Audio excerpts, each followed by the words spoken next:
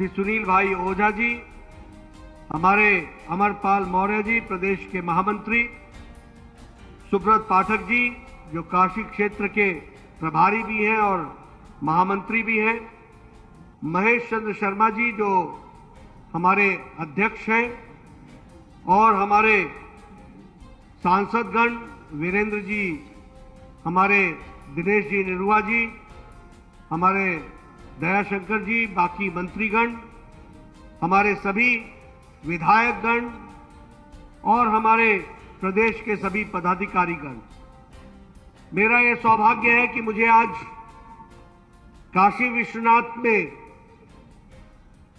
बाबा विश्वनाथ के दर्शन करने के पश्चात यहां गाजीपुर में आने का सौभाग्य मिला और पवारी बाबा के आश्रम में जाने का, उस तपोभूमि पर जाने का भी सौभाग्य मिला, और उसके बाद हमारे गाजीपुर के पूर्व सैनिकों के साथ वार्तालाप करने का भी मौका मिला, और अभी इस जनसभा के माध्यम से गाजीपुर की प्रबुद्ध जनता के दर्शन करने का मौका मिला। मैं अपनी ओर से आप सबका अभिनंदन करता हूं और आप सबका अभिवादन करता हूं। ये बाबा अमरनाथ की मंदिर, हनुमान का मंदिर, पूज्य साधु संतों की ये तपोस्थली, ऐसी तपोस्थली को जहां मैं नमन करता हूं, वहीं भारत के परमवीर चक्र हमारे अब्दुल हमीद को भी याद करते हुए सभी स्वतंत्रता सेनानियों को भी मैं यहां याद करता हूं, और महाराजा सुहेल देव जी को भी याद करते हुए अपनी बात को प्रारंभ करता हूं। मैं जब आज आ रहा था तो मैं देख रहा था कि गाजीपुर कितना बदल चुका है। मैं देख रहा था कि काशी से गाजीपुर आने का मतलब होता था घंटों लग जाते थे। आज जब मैं गाजीपुर पहुंचने की बात कर रहा था, मैं साथियों से पूछ रहा था, मैं हेलीकॉप्टर पे भी देख रहा था कि कितने विकास के कार्य हो रहे हैं, लेकिन अब हमारे साथी बताते हैं कि काशी नजदीक हो गई है और 1.5 घंटे के अंदर हम यहां गाजीपुर पहुंच जाते हैं। यह परिस्थिति आकर के खड़ी हुई है। यह कैसे हुआ है? यह इसलिए हुआ है कि आपने अपनी ताकत का सही उपयोग किया। मित्रों, प्रजातंत्र में अपने मतों का, अधिकार का सही प्रयोग बहुत महत्वपूर्ण उपकरण है। गलत जगह अगर बटन दब जाए तो माफिया राज आ जाता है, सही जगह बटन दब जाए तो मेडिकल कॉलेज आ जाता है। इस बात को भी हमको ध्यान में रखना है। और आज 4 लेन की वाराणसी गाजीपुर हाईवे और उसी तरीके से विकास के नए नए आयाम, ये सब इसलिए संभव हुए हैं कि आपने दिल्ली के लिए भी, मोदी जी के लिए भी आपने सही बटन दबाया, और योगी जी के लिए भी आपने समय पर सही बटन दबाया। डबल इंजन की सरकार उत्तर प्रदेश में खड़ी कर दी। और इसलिए आज मैं कह सकता हूं कि गाजीपुर का विकास न कम से कम पीछे तो कभी हुआ नहीं, अनप्रेसिडेंटेड। और उसी तरीके से यहां माफिया राज को भी आपने नमस्कार किया, विकास को आगे बढ़ाया। आज मैं कहता हूं कि विकास का मतलब हीरा है, हीरा।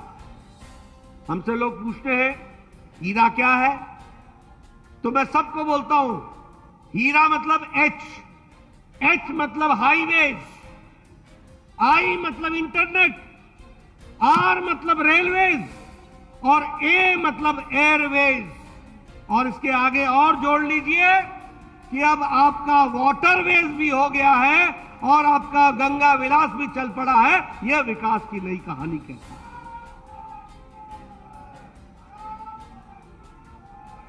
मित्रों, गाजीपुर के विकास के बारे में तो मैं चर्चा करूंगा ही करूंगा, लेकिन आपको जानकर के खुशी होगी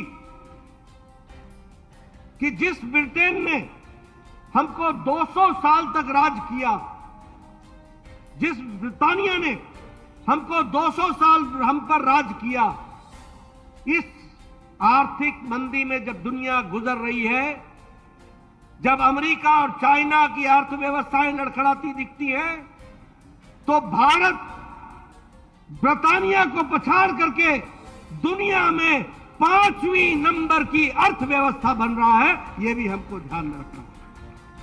और आज ही इंटरनेशनल मॉनिटरी फंड ने, IMF ने यह घोषणा की है कि आंकड़े बताते हैं कि आने वाले समय में भारत 4थी नंबर की जल्द ही अर्थव्यवस्था बन जाएगा।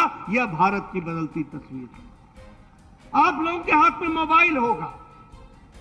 2014 में 92% मोबाइल बाहर से आता था। आज 2022 में जहां आप खड़े हो, आज भारत में जो मोबाइल बन रहा है, दुनिया में भारत 97% मोबाइल भारत में बन रहा है। यह भी हमको याद रखना होगा। और आपको खुशी होगी कि अब जो आप एप्पल का मोबाइल हाथ में लेते हो, तो उसका जरा डब्बा भी पढ़ लेना।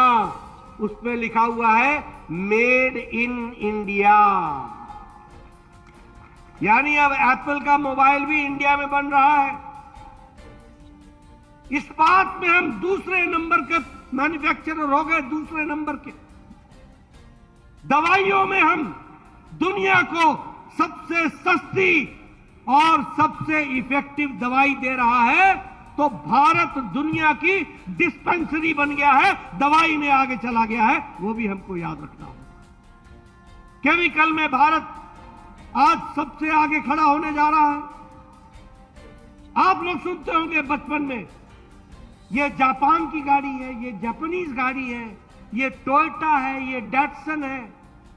आपको जानकर खुशी होगी कि ऑटोमोबाइल इंडस्ट्री में भारत ने जापान को पछाड़कर अब हम तीसरे नंबर के ऑटोमोबाइल इंडस्ट्री हो गए हैं। दुनिया में हम तीसरे नंबर के ऑटोमोबाइल इंडस्ट्री हो गए। अब हमारे आगे सिर्फ 2 रह गए हैं, अमेरिका और चाइना।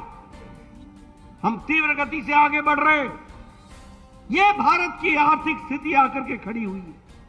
अगर हम बात करें इलेक्ट्रॉनिक्स में, तो हमारी ग्रोथ 6 गुनी हुई है और हम 70,000 करोड़ रुपए का एक्सपोर्ट कर रहे हैं। और उसी तरीके से अगर हम डायरेक्ट बेनिफिट ट्रांसफर की बात करें, तो आज डायरेक्ट बेनिफिट ट्रांसफर में 25 लाख करोड़ रुपए गरीब लोगों के खाते में मोदी जी की एक बटन दबाने से आप तक पहुंच रहा है। यह भी आपको याद रखना चाहिए। एक समय था, भारत के प्रधानमंत्री कहते थे, मैं 1 रुपया भेजता हूं, 15 पैसे आपको पहुंचते हैं, 85 पता नहीं किस हाथ में फंस जाते हैं, आपको नहीं मिलते थे। लेकिन आज प्रधानमंत्री किसान सम्मान निधि 11 करोड़ 78 लाख किसानों को प्रधानमंत्री मोदी जी एक बटन दबाते हैं और 11 करोड़ 78 लाख किसानों को 2-2 हजार रुपए 15 सेकंड के अंदर उनके खाते में पहुंच जाता है। यह बदलता भारत। और 2 लाख करोड़ रुपए 12 किस्तें प्रधानमंत्री जी ने पहुंचाई। मैं यहां यह भी आपसे चर्चा करना चाहता हूं। मैं देख रहा हूं आप लोग बैठे हुए हैं, बड़े नजदीक नजदीक बैठे हैं।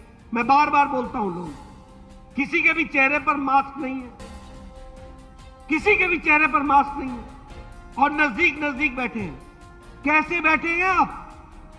ये इसलिए बैठे हैं कि प्रधानमंत्री मोदी जी ने 140 करोड़ के देश को 220 करोड़ टीकाकरण, डबल डोज, साथ में बूस्टर डोज लगा के, सुरक्षा कवच पहना के आपको बैठाया है। इस कारण से आप मैं मित्रों आपके सामने बताना चाहता हूं, इस देश में ट्यूबरक्लोसिस की दवा को आने में 25 साल लग गए थे। इस देश में पोलियो की दवा और नेशनल प्रोग्राम बनने में 30 साल लग गए। इस देश में चेचक की दवा को आने में 28 साल लग गए। इस देश में जापानी बुखार की दवा को आने में 100 साल लग गए, 100 इयर्स। 1906 में जापान में दवा बन गई थी और योगी जी जब सांसद बने तो गोरखपुर में पहली बार दवा पहुंची, वो 2006 में पहुंचाई गई, वो भी हमको याद रखना चाहिए। लेकिन कोरोना आया 2020 के जनवरी में, अप्रैल में टास्क फोर्स मोदी जी ने बैठाया और 9 महीने के अंदर एक नहीं दो डोज, एक नहीं दो वैक्सीन भारत ने बना करके दी और दुनिया तक पहुंचाई। ये भी हमको याद रखना चाहिए। हमसे लोग पूछते हैं बदलता भारत, में बोलता हूं ये है बदलता भारत। मैं पूर्व स्वास्थ्य मंत्री रहा हूं, जिम्मेवारी से बोल रहा हूं। दवाइयां पहुंचने में 25-25 साल लग गए और मोदी जी ने 9 महीने के अंदर 2 वैक्सीन बना दी।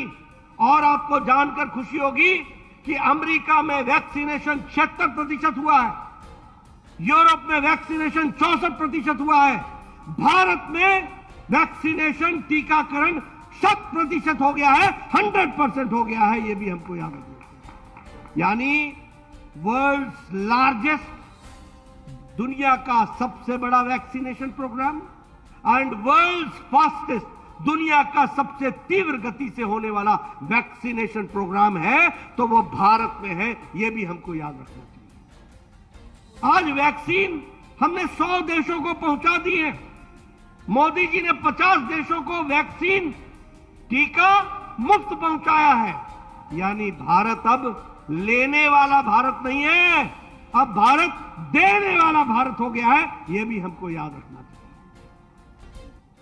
मैं यूक्रेन के युद्ध की बात करता हूं, मुझे बताओ, आप कहते हैं ना ये उंगली में कितनी ताकत है। ये उंगली में ये ताकत है कि सही जगह बटन दबता है तो क्या होता है और गलत जगह दबता है तो क्या होता है। यूक्रेन की लड़ाई हुई, हमारे 32,000 बच्चे यूक्रेन में पढ़ रहे थे, 32,000।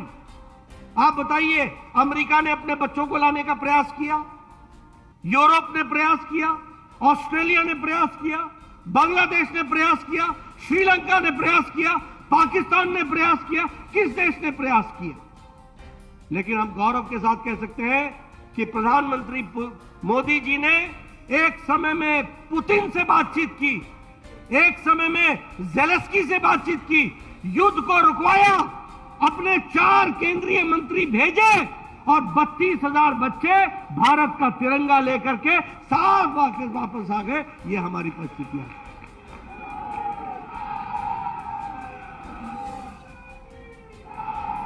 और आपको जानकर खुशी होगी कि दूसरे देश के बच्चे भी भारत का तिरंगा लेकर के वो भी तैर गए, वो भी कर गए। ये बदलता भारत है। और उसी तरीके से मैं बात करूं उत्तर प्रदेश की, तो आज मुझे खुशी है कि चाहे हाईवेज हो, चाहे रेलवेज हो, चाहे इंटरनेट हो, चाहे विकास की दृष्टि से कार्य हो, चाहे निवेश की बात हो, उत्तर प्रदेश छलांग लगाता हुआ योगी जी के नेतृत्व में आगे बढ़ रहा है। इस बात को भी हमको समझना चाहिए। अगर मोदी जी केंद्र से उत्तर प्रदेश को पैसा दे रहे हैं, मोदी जी पहले भी देते थे,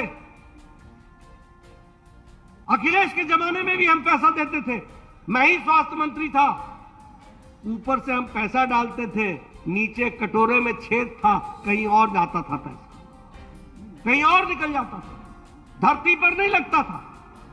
मुझे याद है मैं एक वैक्सीनेशन प्रोग्राम के लिए आया था, उस समय के मुख्यमंत्री अखिलेश जी थे। मैंने उनसे कहा कि आपके यहां परसों से यह प्रोग्राम शुरू हो रहा है। न उनको मालूम था, न उनके स्वास्थ्य मंत्री को मालूम था। मैंने कहा भगवान ही बचाए उत्तर प्रदेश को, इतना बड़ा प्रदेश, 24 करोड़ का प्रदेश, और यहां के मुख्यमंत्री को ही नहीं मालूम है कि वैक्सीनेशन क्या है। और जब मैं आ जाता हूं तो मुझे आने से पहले योगी जी का फोन आता है कि आपकी दवाइयां पहुंच गई हैं, हमने व्यवस्था कर दी है, बच्चों को लग जाएगी और टीकाकरण हो जाएगा। इस तरीके की व्यवस्था होती है। आप देखिए, खेल जगत की बात कीजिए, 30 स्पोर्ट्स के इंफ्रास्ट्रक्चर बन रहे हैं। 23 मल्टीपर्पज हॉल बन रहे हैं उत्तर प्रदेश की दृष्टि से। 9 एयरपोर्ट्स बन करके तैयार हो रहे हैं गति शक्ति के तहत। और आपको जानकर खुशी होगी कि उत्तर प्रदेश में एशिया का सबसे बड़ा एयरपोर्ट बन रहा है, तो वह भी उत्तर प्रदेश में बन रहा है, जेवर में बन रहा है, वो भी हमको ध्यान में रखना है। और उसी तरीके से प्रयागराज और गाजियाबाद में नए एयरपोर्ट टर्मिनल्स की बात हो रही है। उसी तरीके से कुशीनगर में नया एयरपोर्ट ऑपरेशनल हो गया है। जेवर की मैंने आपसे बात कर ली। सरयू नदी की अगर मैं बात करूं तो सरयू नहर इरिगेशन स्कीम, यह स्कीम 1978 में योजना बनी थी। मैं ठीक बोल रहा हूं मुख्यमंत्री जी? 1978 में 1973 में बनी थी। किसी ने सुध नहीं ली। जब मोदी जी आए और योगी जी आए तो यह नहर चालू की गई, बना करके पूरी करके दी गई, वह भी हमको ध्यान में रखना होगा। और उसी तरीके से doubling of the railway line, वो भी चल रहा है। मैंने कहा मेडिकल कॉलेज की दृष्टि से इस समय उत्तर प्रदेश में 35 मेडिकल कॉलेज बन रहे हैं और आपका महर्षि विश्वामित्र मेडिकल कॉलेज वह भी उनमें से है। यह भी हमको ध्यान में रखना चाहिए। कभी सोचा था कि AIIMS all India Institute of Medical Sciences आएगा? आज गोरखपुर में all India Institute of Medical Sciences आ गया। कभी सोचा था कि पीजीआई का एनहांसमेंट होगा? आज वो भी हो गया। कभी सोचा था कि इंफ्रास्ट्रक्चर की दृष्टि से वाराणसी में एम्स के बराबर की सुविधा बीएचयू भी खड़ी की जाएगी? मैं ही स्वास्थ्य मंत्री था, मुझे खुशी हो रही है कि एम्स के स्टैंडर्ड के अनुसार बीएचयू में भी व्यवस्था की गई है, उसको भी आगे बढ़ाने का काम किया गया है। अगर हम उत्तर प्रदेश के एक्सप्रेसवे की बात करें तो 13 एक्सप्रेसवे सिर्फ उत्तर प्रदेश में बन रहे। 13 एक ही प्रदेश में 13 और 3200 किलोमीटर उसमें पूरा हो रही है। उसी तरीके से अभी पूर्वांचल में 340 किलोमीटर का पूर्वांचल एक्सप्रेसवे बना। उसी तरीके से 296 किलोमीटर का बुंदेलखंड एक्सप्रेसवे बना। अभी दिल्ली मेट्रो एक्सप्रेसवे 96 किलोमीटर का वो भी बन रहा है। Gorakhpur link expressway, Ganga expressway, Lucknow Kanpur expressway, Ghaziabad Kanpur expressway, Gorakhpur Siliguri expressway, Delhi Saharanpur Dehradun expressway, Ghazipur Ballia और माझी ग्रेट एक्सप्रेसवे, ये सारे एक्सप्रेसवेज आज उत्तर प्रदेश में कहे जा रहे हैं। आप बताइए, आज से 10 साल पहले ऐसे कोई नेता किसी पार्टी का ऐसे एक्सप्रेसवे का नाम ले सकता था क्या? ले सकता था क्या? ले सकता था क्या? आज आप परिस्थिति, वो क्या नाम लेते थे उस समय? उस समय यही कहते थे कि यहां अपहरण हो गया, यहां गुंडागर्दी हो गई, यहां जमीन हथिया लिया गया। यही होता था कि नहीं होता था? आजकल इस माफिया का राज है, आजकल इस माफिया का राज है। ये विकास की कहानी, आम व्यक्तियों को राहत देने का काम, ये काम किया है तो भारतीय जनता पार्टी ने किया है।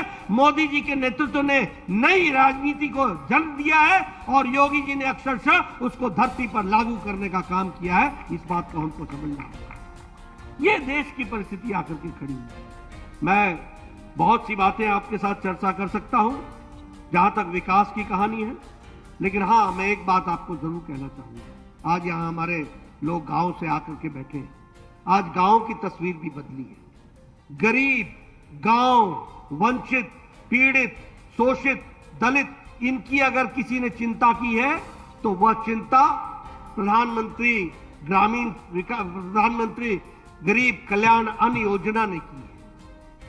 आज 80 करोड़ की जनता को 5 किलो गेहूं या 5 किलो चावल, और उत्तर प्रदेश उसमें अपने तरफ से जोड़ करके आगे बढ़ा रहा है। गरीब को कभी भूखा न सोना पड़े, इसकी व्यवस्था की गई है। नतीजा क्या निकला है? नतीजा यह निकला है कि भारत की अति गरीबी अब 1% से भी कम रह गई है। यह इंटरनेशनल मॉनिटरी फंड बोलता है। उज्ज्वला योजना, उजाला योजना, सौभाग्य योजना, आपके उत्तर प्रदेश में मैं आया करता था, गांव में लाइट नहीं होती थी, लोग वो सोलर एनर्जी का बल्ब लेकर के मेरे आगे आगे चलते थे, लालटेन लेकर के चलते थे। आज आप क्या 24/7 24 घंटे 12 महीने बोलिए, बिजली पहुंची है कि नहीं पहुंची है? पहुंची है कि नहीं पहुंची है? सबको बिजली मिल रही है कि नहीं मिल रही है? एक समय में बिजली मिलना मतलब होता था बहुत बड़ा सरकार का एहसान। सौभाग्य योजना, उजाला योजना, हर दृष्टि से विकास का काम हुआ है। अभी अगर मैं बात करूं हमारी बहनों के बारे में, मैं चर्चा करना चाहता हूं। 12 करोड़ इज्जत घर बनाए गए। 12 करोड़, 12 करोड़ का मतलब आप समझो। मुझे याद है संसद में डॉक्टर राम मनोहर लोहिया कहते थे, मुझे दुख होता है जब मेरी गाड़ी सड़क पर चलती है और बहनें झुंड बना करके अपने दैनिक नित्यक्रम के लिए सड़कों पर आती हैं तो मुझे शर्म आती है। 1966 में कहा राम मनोहर लोहिया ने, किसी ने सुध नहीं ली। और संख्या कितनी थी? 12 करोड़। ये 12 करोड़ लोगों बहनों को अगर इज्जत देने का काम किया तो मोदी जी ने उसकी योजना बनाई और योगी जी ने धरती पर उत्तर प्रदेश में उसको लागू करके दिया है। ये हमको ध्यान रखना है। इसलिए मित्रों, मैं प्रधानमंत्री आवास योजना की बात सुनाना चाहता हूं। मैं 1993 में एमएलए बन गया था। मैं बार बार सुनाता हूं लोगों को। मैं 1993 में एमएलए बन गया था। उस समय मेरी उम्र 32 साल होती थी। मैं विपक्ष का नेता बना।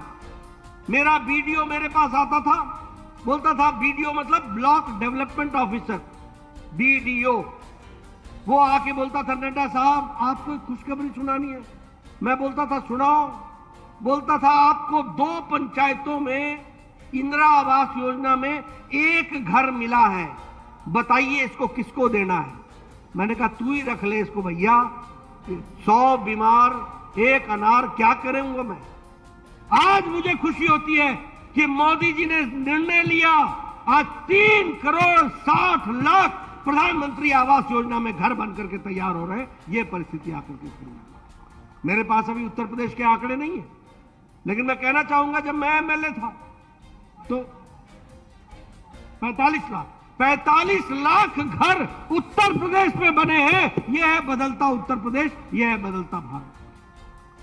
प्रधानमंत्री ग्रामीण सड़क योजना की बात करना चाहता हूं। जब मैं एमएलए बना, मेरा एक्सीएन आता था, बोलता था, आपको इस साल 2 करोड़ रुपए मिले हैं और आपकी 40 सड़कें हैं, बताइए ये 2 करोड़ रुपए कहां डालूं। मैं कहता था, तू ही तय कर ले यार, कहां डालना, आप ही तय कर लीजिए कहां डालना है। आप ही तय कीजिए कि क्या होगा इसमें। आप बताइए 2 करोड़ रुपए 40 सड़कों में कहां लगेगा।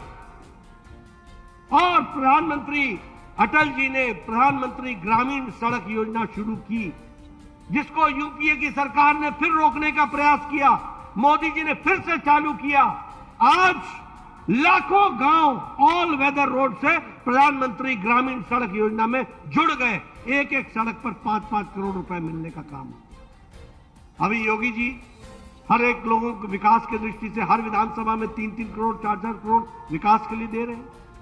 यानी छोटे काम के लिए भी, बड़े काम के लिए भी।